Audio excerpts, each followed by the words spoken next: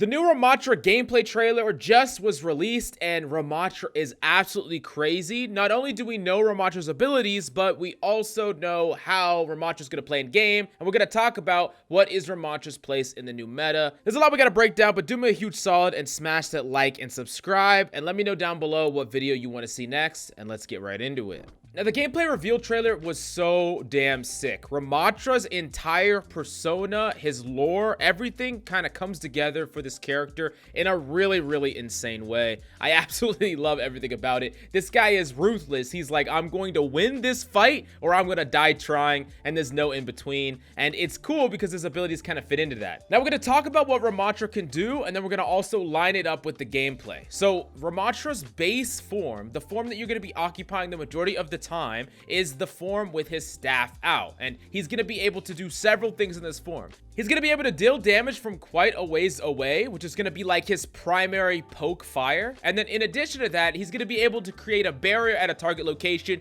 We see that several times in this gameplay trailer where he puts up a barrier and it blocks enemy fire and it allows him to push up and take space. And as a complement to this, he has an ability that creates a circle on the ground, a vortex that goes upward. And this is going to do several different things. It's going to slow everyone inside. It's going to actually pull the enemies to the ground. So if anyone's flying, they're going to get pulled to the ground. And it's going to make them a lot easier targets to shoot because they are slowed and being pulled down to the ground. It's like a gravity well is the best way to describe it. And it looks pretty freaking strong. And if you combine it with his other abilities, it gives him a ton of potential control and an ability that allows his team to make a play off it in the middle of a fight. Now, this is going to actually be amplified by his secondary form, his Nemesis form, which is going to last approximately 8 seconds, and it's going to allow him to have completely new abilities. First off, we see this primary fire where he basically gets to fly around and punch people, but the punch extends into a shockwave that does damage to enemies that are in front of him. It's unclear at this point if it does more damage if you're closer, but basically you are a melee character, but also your range is quite a bit further because you're shooting out projectiles.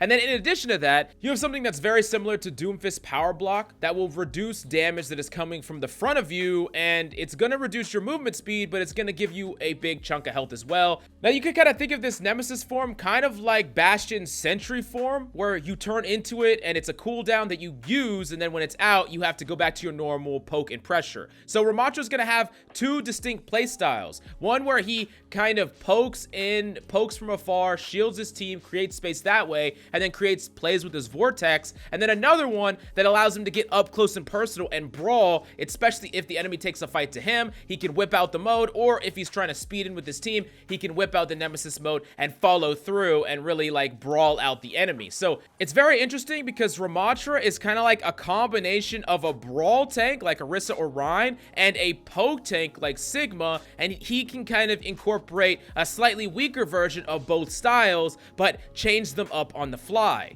Now, I'm gonna hit back on that in a second when I talk about his place in the meta, but first, we gotta talk about his last freaking ability, his ultimate, and this is something that's gonna force turn you into Nemesis form, so you're gonna be that brawl version, and you're gonna create an energy zone around yourself that is gonna do continuous damage to any enemies nearby. You see it in the gameplay footage that it's targeting onto enemies that are close to him, and it's gonna start doing damage to them, so they just wanna get the hell away from him. And in addition to that, this mode is going to maintain for as long as enemies are nearby you. So if you either kill all the enemies or they somehow get away from you, then your ultimate is going to end and the Nemesis form is going to end and you're going to go back to normal. But if they never manage to get away from you, you are going to be able to stay in this form for a long time. Now, I want you to think about the cycles that this can create. You're poking with your normal form, using your vortex, using your shield, using your primary fire. Then you go and you pop Nemesis form, you're brawling, you run out of it, and your Nemesis form goes back on cooldown, and then boom, you pop your ultimate, instant back to Nemesis form, brawling even more. So it gives this character a ton of flexibility and allows you to even double down, or maybe if you're vulnerable, like the enemy's like, hey, he has no Nemesis form, let's push him, boom, you pop back into Nemesis form with your ultimate, and now they're on top of you, but they're all taking damage. They want to get the hell away, but they use their speed to come onto you. They push you because they thought you were vulnerable, vulnerable, but they didn't track that ultimate, so now you're just gonna turn the fight and just go freaking nuts. And it's really, really cool, that design. It's really cool, all the decisions that you're making during a fight. And now we have a pretty good idea about what this character can do. So let's bring it full circle. How does this character fit into the meta, and how strong is this character actually gonna be? Now, if we look at this character based on everything we know, this character is one of the most difficult characters to min-max. Like, the amount of decisions you're going to have to make and how you're going to have to balance your abilities, how you're going to have to balance your aggression and proper spacing is going to be very, very difficult. But I can imagine someone that really learns to maximize this character have so many options. Your base neutral game is really, really strong, capable of not only creating space,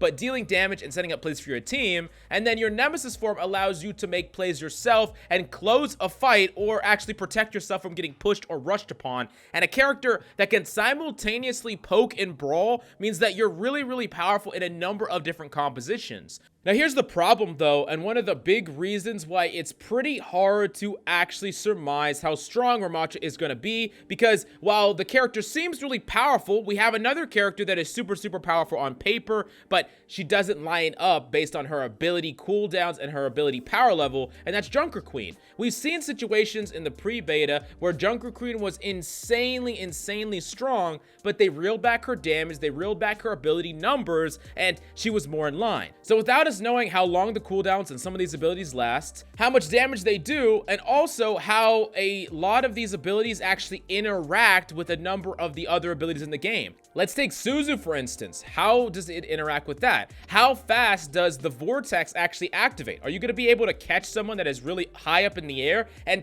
does it stretch all the way up in the air? There's a lot of questions that we have that we can't answer until we actually get our hands on with the character. But even just looking at the character from the outside looking in, I could imagine this character has a huge carry potential if you learn to master Ramattra's kit. Now, that being said, something that's important to note is this character doesn't really have a ton of movement, so a character that can allow this person to go in aggressively, whether it's a Kiriko Rush or whether it's a Lucio Speed, those things would probably aid the brawl more. Although, if the poke is strong enough, you could simply use the Nemesis mode as a way to prevent enemies from getting up close and personal to you and basically use it defensively. So Nemesis mode is just a way for you to not get dove, or if they're diving your backline, you turn Nemesis and just beat the hell out of them. That's one option, and it's really, really interesting that this character has those decisions. We've never seen anything quite like it, and especially with tanks being the center point of the meta right now and some of the most powerful characters in the game,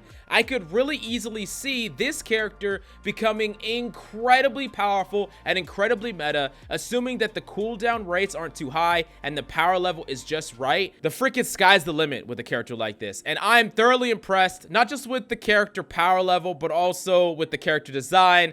Blizzard did a great job. I know it sounds like I'm sucking them off, but I mean, it's pretty sick, I'm not gonna lie. But you tell me, what do you think of Ramattra's abilities? Were you hyped with the gameplay trailer? And yeah, thanks so much for coming by. Smash the like and subscribe, and I'll see you next time.